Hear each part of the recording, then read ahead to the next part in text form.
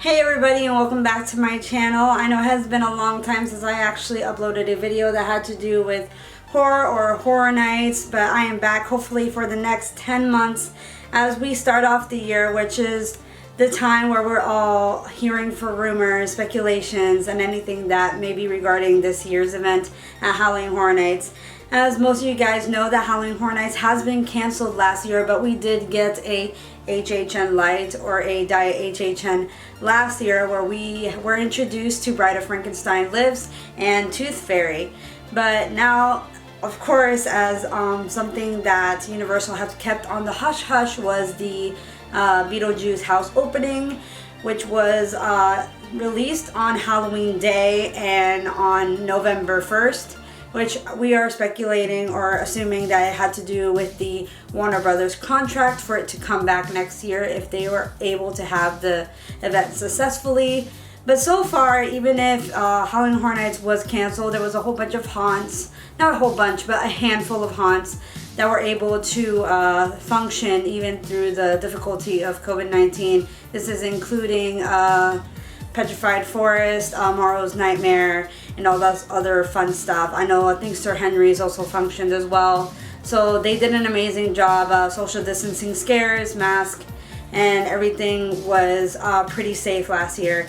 So now we're going to be talking about hopefully what is to be Halloween Horror Nights 30. So as you guys already know, we were already given an announcement for Puppet Theater, which was accidentally leaked on Peacock, and then later on we were able to get a hold to actually see what was in store for Halloween Horror Nights 30. So I am really excited about Puppet Theater, because even if, this is just a big if, that Halloween Horror Nights does have to dumb down on the numbers again, I feel like Puppet Theater would be one of those houses that they could easily still continue to do next year, even if we're still living through the pandemic. But of course, I think they have learned a lot from either other haunts or like theme parks, or the way that they have been functioning with their theme park, that they are maybe able to do the event, but especially with more safety precautions. So definitely Puppet Theater, we were introduced to some of the costumes, the mask, and of course the storyline of Puppet Theater. So that's something that I'm really looking forward to, and it is also on the Horror Night Nightmares version 5 map. So the next house I am going to be talking about on this map is Billie Eilish.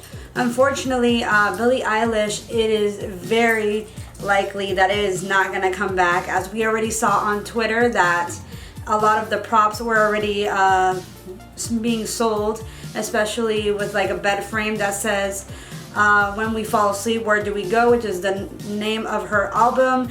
Of course, some shadow people and a bee with a whole bunch of like green paint painted on there, which resembles her signature green hair, especially since her career is going to be taking another direction, especially since her music will be changing sometime this year. So I think Billie Eilish is very unlikely, but we could be seeing either more IPs or maybe more original houses. So the next house I am going to be talking about is the IP from Netflix, The Haunting of Hill House. It still seems to be strong on the map, and it seems like there's still a strong possibility of it coming back. Honestly, for me, I personally did not like The Haunting of Hill House. That's just me, because it was very dialogue heavy and there was a lot of bland scenes. Yes, it was still scary, it was horror, and it was a well-written story. I just feel like they're gonna have to work with the very iconic scenes to be able to piece this house together. Do I think it could come back? Honestly, yes, I could, but I feel like they might incorporate some type of Bly Manor into the house, kind of very similarly to what they did in the American Horror Story houses. Or Universal can go another direction and use one of the original IPs that they have from their movie The Turning, which is basically the same story as the one from Bly Manor, because if you look up both stories, the story is from the same individual root story, which is also public domain. Honestly, I still think that The Haunting of Hill House has a really strong fan base, especially since they're trying to incorporate some pop culture to get like the younger generation to fall in love with the event, and just like it was a strategy for them to try and bring Billie Eilish into the park. So the next one I'm going to be talking about is Wicked Growth, The Realm of the Pumpkin. So I can only assume that this might be the Pumpkin Lord original, because they did have it in Speculation 3 and they also had it in Speculation 2.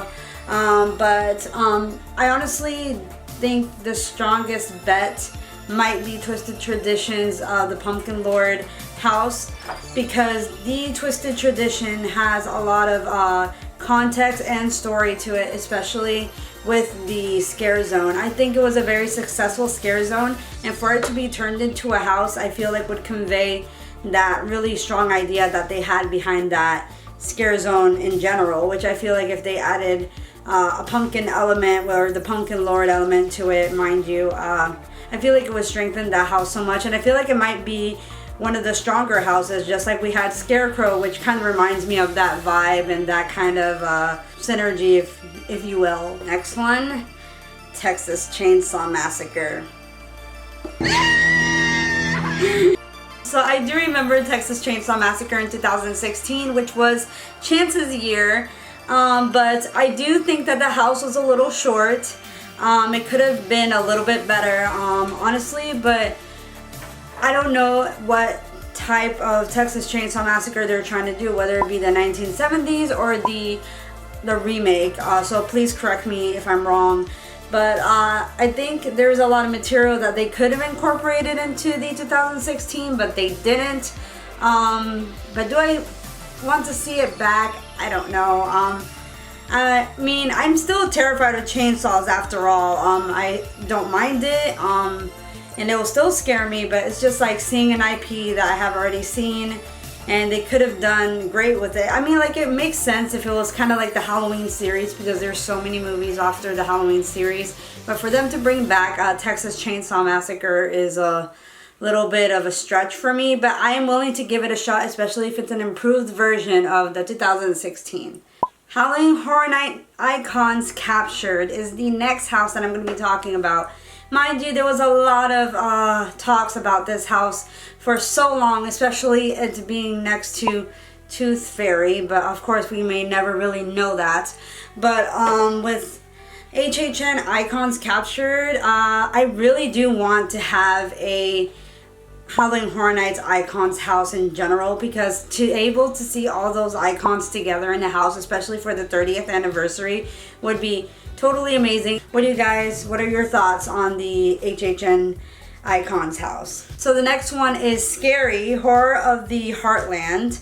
I'm guessing this is going to be based on Cary, Ohio, which I feel like it's going to incorporate some more horror icons in there. I could be wrong, but I feel like it's going to be a good house. I always wanted to have a solely Cary, Ohio house. So mind you, as I've been going to Halloween Horror Nights since Horror Night 19, which is before the 20th anniversary, I knew of the icons and I knew of their lore, but I never knew too much of the Cary, Ohio lore, most of these original houses are based around on.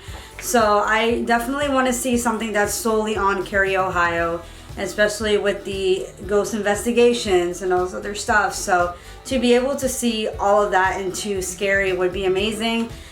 Do I think it might be a potential IP? Not IP, original? Then yeah, sure, because I definitely think that since it is a Halloween Horror Nights 30, I feel like there's going to be a lot of original heavy houses this year if we were to have the event, especially since we already had Revenge of the Tooth Fairy, we already had confirmed Puppet Theater, and the pumpkin one has been lingering on that map for so long. So I feel like it could be very original heavy. I don't see a lot of IPs this year, but let's see what else we have on this map. So the next one, we all love her, and it is The Bride of Frankenstein Lives.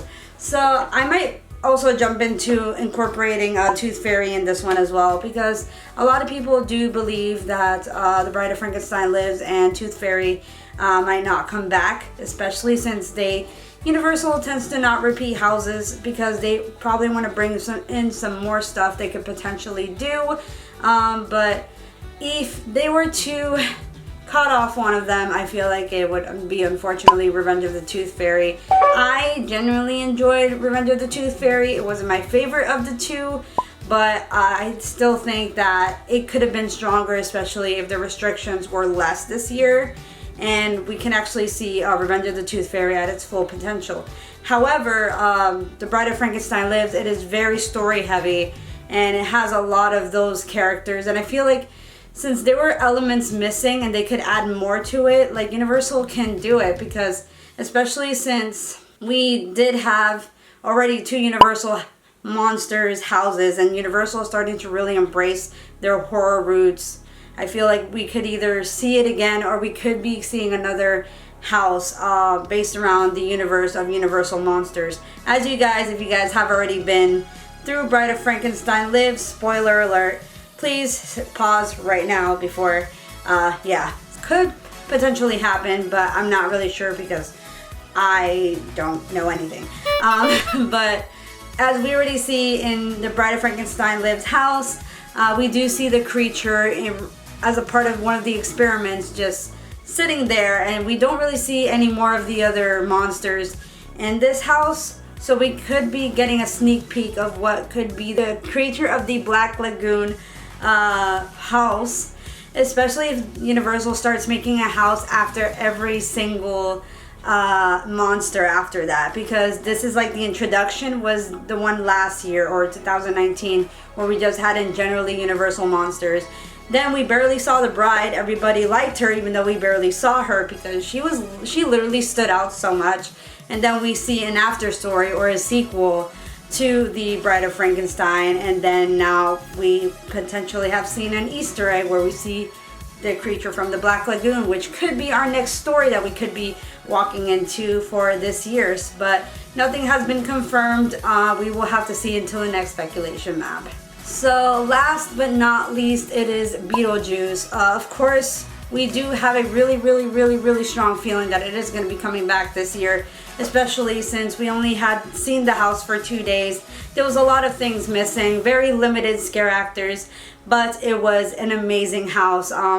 You guys, I was fortunate enough to experience it with some friends of mine on November 1st. I didn't go Halloween Day because I'm pretty sure Halloween Day was crazy, but I honestly think it is going to come back, but it's going to be an amazing house, and hopefully if they do bring it back, that we do see a little bit more elements added to the ones to the house other than what we saw last year during HHN Light or the ending of HHN Light. So yeah, those were all of the houses covered on the speculation map. I do have a couple of movies that did come out in 2020 that could potentially show up for this year's event, especially since some of them have been by Universal or companies that Universal has worked together with. You guys know this was already coming. The Invisible Man, which we already saw this movie. It was really great. I honestly did not expect the movie to be that good, but I definitely enjoyed it. The soundtrack is what made it for me, like the music in the movie. It was very suspenseful, and it definitely drew attention to the actions and also the fact that it was able to convey the story so well, especially for a modern take on the Invisible Man.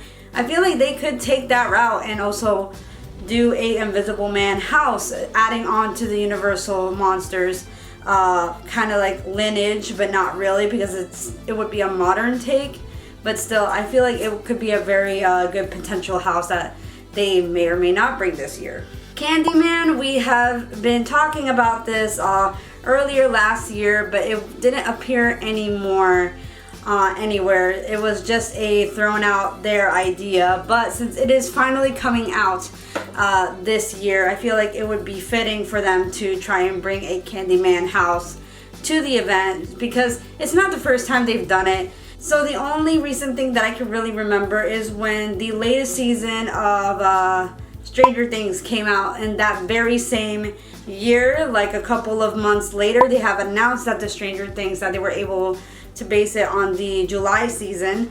So if they have done it for the shows for Stranger Things, I feel like they could also do it for the movies as well, lining up with Candyman. Here's another one, Halloween Kills. It is also coming out this year.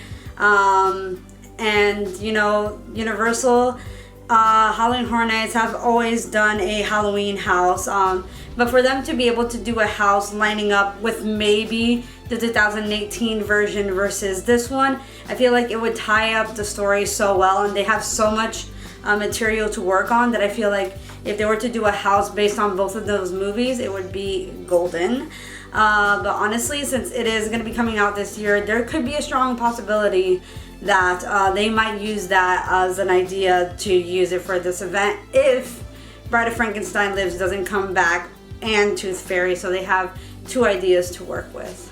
We still haven't gotten a lot of information or any leaked information or any speculation maps as of now. But for now, thank you guys for watching. What is your dream house that you wish would come to Halloween Horror Nights? Let me know down below, especially what do you guys think of the Halloween Horror Nights Icons House. Also, do not forget to subscribe to my channel and also follow me at HHN Cultist on Twitter. I also post makeup looks like this. This is based off the concept for Jill from Halloween Horror Nights 2002, which she was supposed to be Jack's main gal, but she was replaced with Chance, so I think Chance is still the better option, but honestly, like, this makeup, I love it. But anyway, guys, just please make sure that you guys follow me at HHN Cultist on Twitter. I post makeup looks like this. I post thoughts, I post any HHN updates and anything Universal updated, really. And also, don't forget to subscribe. Thank you guys so much for watching, and see you later.